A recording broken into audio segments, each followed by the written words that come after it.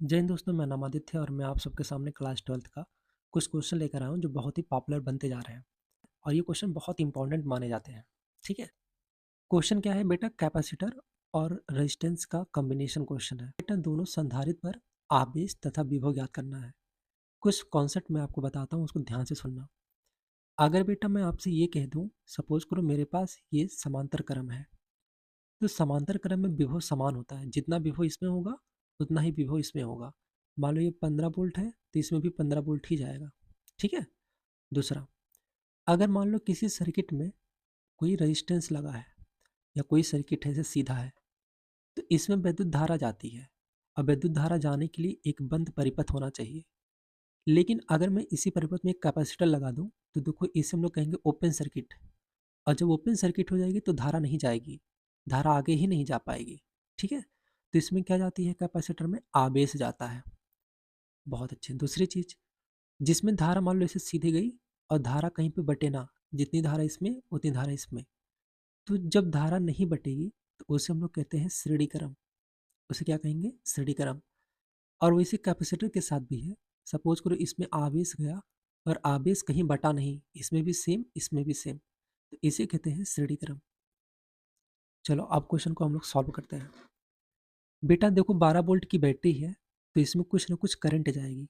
जब वो करंट यहाँ तक आई तो करंट ऊपर भी जाना चाहेगी और नीचे भी जाना चाहेगी, लेकिन इसमें करंट जा ही नहीं पाएगी। इसमें करंट नहीं जाएगी, क्यों? क्योंकि ये ओपन सर्किट है। तो क्या करेगी? करंट नीचे आ जाएगी और ऐसे वापस जाएगी और ये चलती हुई चलती हुई वापस चली आएगी। इसका मतलब कि आई इसमें भी है, आई इसमें भी है, आई इसमें भी है।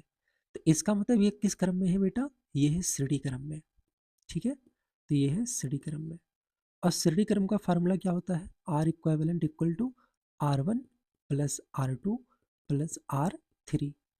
ये हो जाएगा 5 प्लस 6 प्लस 1। इसका आंसर कितना आ जाएगा बेटा? ये हो जाएगा 12 ओम।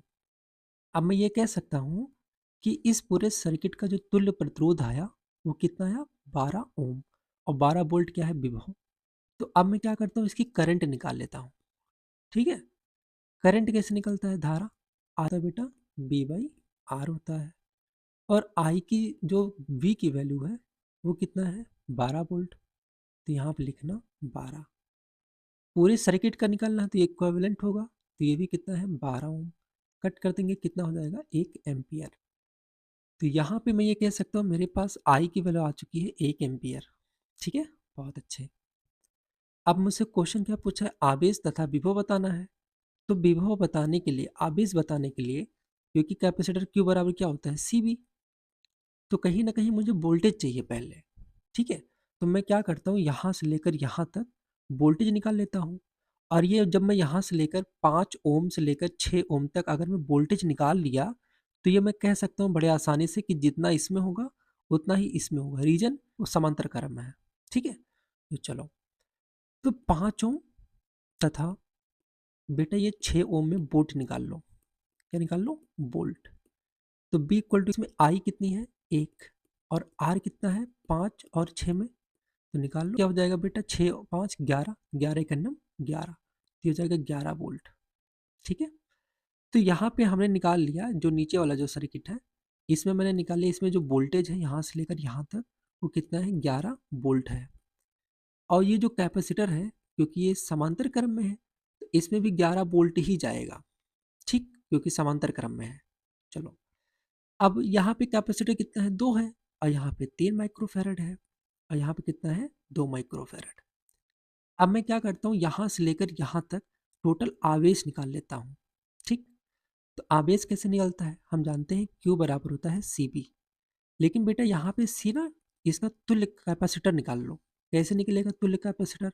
सर श्रेणी क्रम में है तो तुल्य कैपेसिटर होता है 1/C1 और प्लस 1/C2। C1 की वैल्यू कितना है बेटा? 2। C2 की वैल्यू कितना है? 3।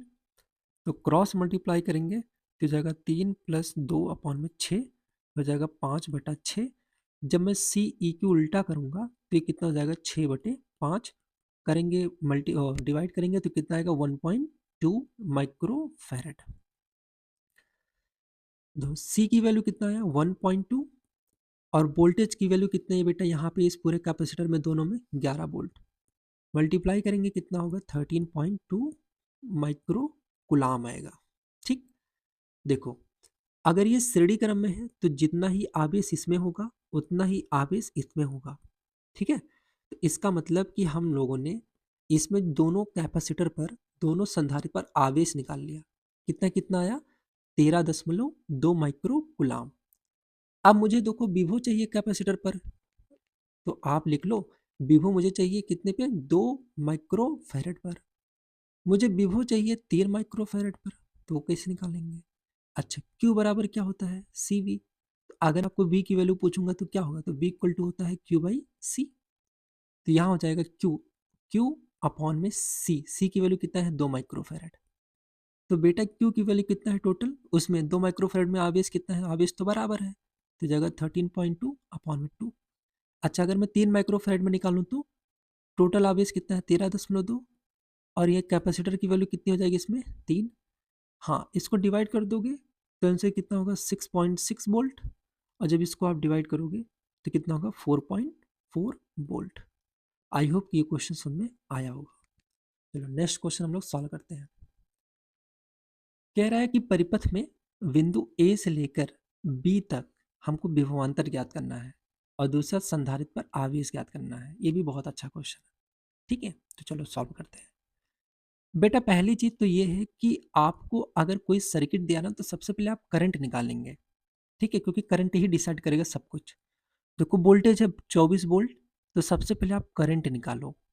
तो मैंने मान लिया करंट आ गया।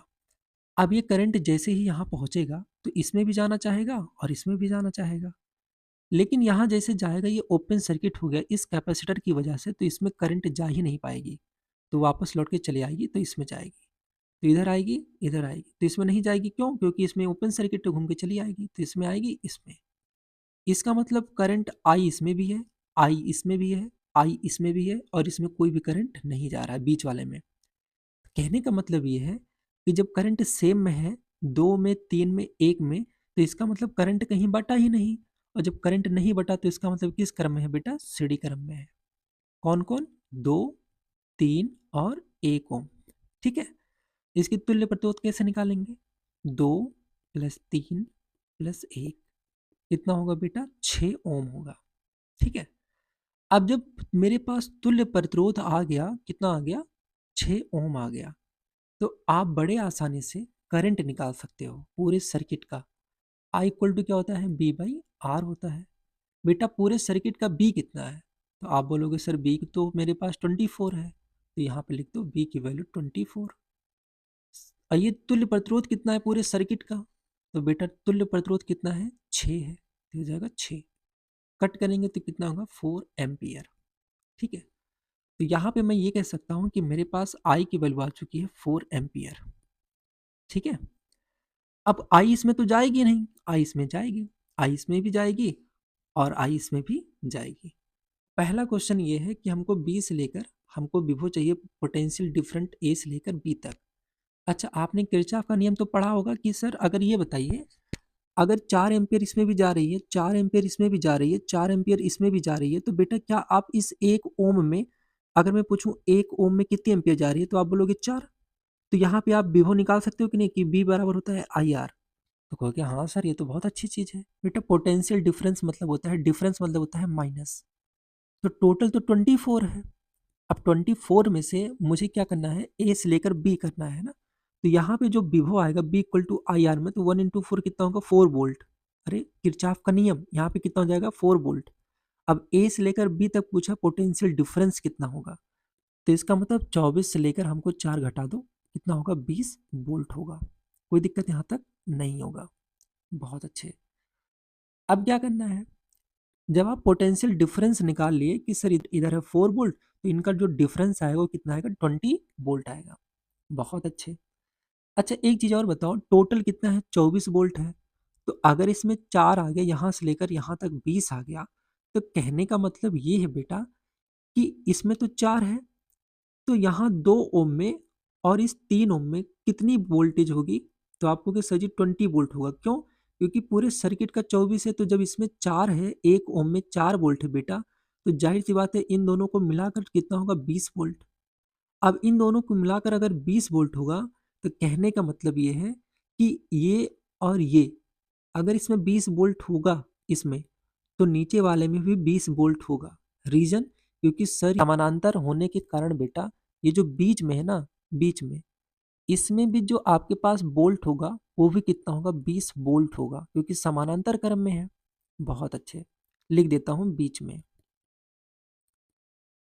जब b की वैल्यू 20 आ गई तो क्या आप मुझे q की वैल्यू नहीं निकाल सकते? q बराबर क्या होता है cv। q की वैल्यू cv और c की वैल्यू है 10 और b की वैल्यू है 20।